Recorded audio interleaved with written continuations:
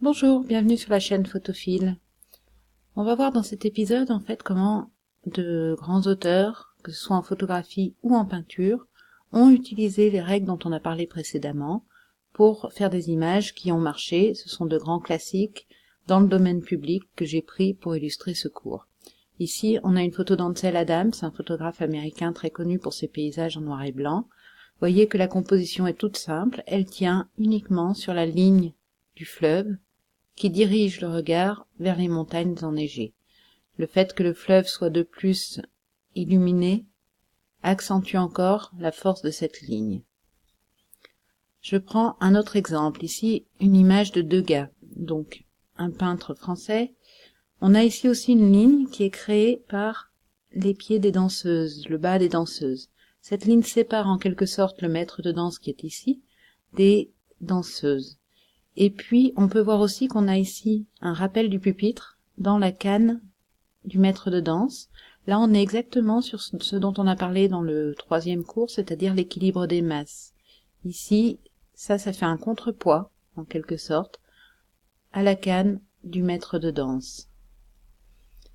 Je prends une photo de Dorothea Lange avec un portrait qui cette fois est centré. On avait dit dans le premier cours que souvent il fallait décentrer les portraits. Là, le centrage se justifie pour mettre en valeur en fait la tête des deux enfants qui cachent leur visage dans le cou de leur mère. C'est une image sur les migrants. On a une ligne des tiers qui passe approximativement ici, au niveau des yeux du personnage, et un regard dans le vide avec un peu de champ devant, un peu d'espace, pour accentuer cette impression de réflexion, de rêverie. Je continue avec une image, un dessin d'Edward Hopper. Vous vous rappelez, dans un des cours, on avait recadré un petit voilier. Là, on est exactement sur la ligne des tiers, c'est-à-dire que j'ai un tiers de mon image qui passe ici et un tiers ici, au niveau du navigateur.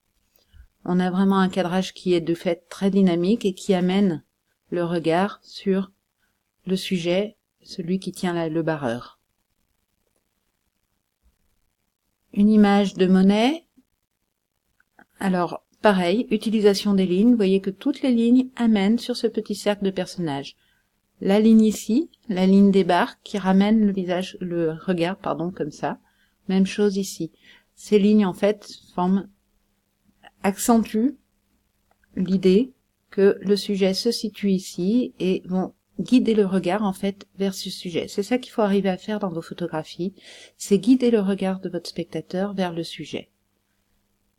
Une dernière de Renoir, voilà, qui illustre à la fois l'équilibre des tiers, la ligne des tiers avec une ligne des tiers qui passe ici sur les deux fillettes, une ligne des tiers ici qui passe au niveau de la main sur le piano, et un contrepoids par exemple qui va être utilisé ici avec ce bouquet qui reprend les couleurs aussi multiples qui sont ici et qui fait contrepoids en fait à toute cette partie gauche de l'image.